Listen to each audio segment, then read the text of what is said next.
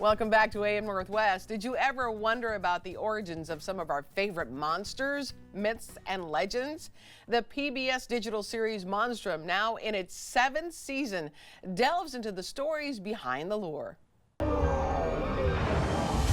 When you hear zombie, do you think of shambling, flesh-eating corpses? Or maybe violent, infected humans? I'm Dr. Emily Zarka, and I'm a monster expert. Americana is steeped in zombie lore. We clearly had an appetite for these kinds of stories. By diving into the historical creatures we fear, we can learn a lot about ourselves. Monster history is human history. We welcome the host of Monstrum, University Professor Dr. Emily Zarka. Good to have you with us, Doc. Thank you so much for having me. You bet. So this is curious. Did you ever expect when you were younger that you would become an expert in monsters? Absolutely not. This is above and beyond my wildest dreams. I've always been a fan of horror and was consuming that kind of content even as a kid. But this is a journey that was certainly unexpected, but one I am very lucky to have had the chance to pursue. Why do you think we've invented monsters? I think that inherently humans are storytellers, and I think that part of the narratives that we construct are about explaining the world around us, including things that kind of don't make sense or seem unusual. That could be things like deviant human behavior, that could be strange things that happen in our environment, or even strange creatures we encounter. So we use monsters to sort of fill in the blanks of our understanding and help us construct things like good and evil, right and wrong. What do you think makes a good monster? Ooh, good question. I think a good monster is, if in part based in some kind of truth or fact, right? Again, that's not saying that werewolves were actually out there roaming around, but maybe there were some people who were acting oddly, or maybe there were livestock mysteriously being killed. So I think when you can have that little grain of truth in a monster, you get a really good story. Do you have a favorite monster? I do. I love all the undead. So vampires, revenants, wraiths, zombies. That was sort of what got me onto this journey as a monster scholar. And so I will always be grateful to the undead in that regard. I mean, if you think this is the perfect time of year to be discussing monsters, really. So this must be your favorite time of year. It is. I like to say that it's always spooky season for me, but this is just the time of year that everyone else hops on board. And if they can find me and find Monstrum and learn a little bit about those monsters that, are circulating with Halloween costumes, and I'm happy for it. Do you have like a favorite one? Ooh, a favorite monster of all time. I mean, I am a Gothic literature scholar by trade. That's what my PhD is in. So I'd have to say probably Frankenstein's creature would definitely rank up there. And Mary Shelley herself is an incredible storyteller and an incredible person with a really interesting story. And she was writing in a time of like great contention in the world. And I think that she came up with something that is so iconic that she based a lot about with her own life. Wow. Okay. Let's talk about your next episode. It has to do with bats. And why did bats, I wouldn't say bats are monsters, but they're definitely used during the monster season. Mm-hmm.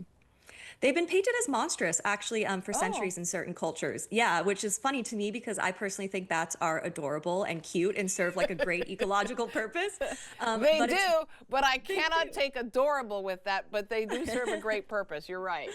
They do, but they're also, of course, a little unusual, right? They hang upside down, they fly around at night, they have these sort of leathery-like wings. So again, they're creatures that kind of seem unusual and are associated with darkness.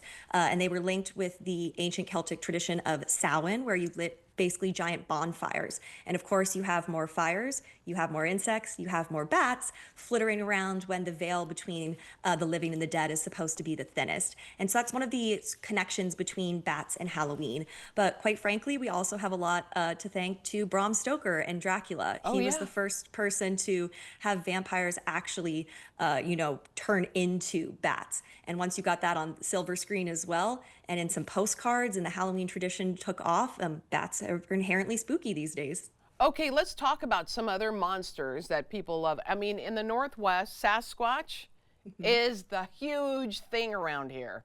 I mean, it's like every other car has a Sasquatch on it. Yeah, you certainly can't think about the Pacific Northwest and monsters and not think about Sasquatch or Bigfoot. Yeah, absolutely. And again, there are traditions of shape-shifting forest guardians and even malevolent sort of ape-man species going back for centuries in the indigenous lore of the region. But again, it was sort of about the late 19th, early 20th century that those Bigfoot legends really took off because of things like the advent of the, mass media news press, and Right. also things like photography and videography coming into play to sort of capture the evidence of these alleged encounters, help perpetuate the story. So I think it's really interesting to see how Sasquatch, but also all monster stories evolve over time. And people don't really think about how technology plays into that, but it's That certainly a part of it. that's a very good point. There's something also now called a bat squatch.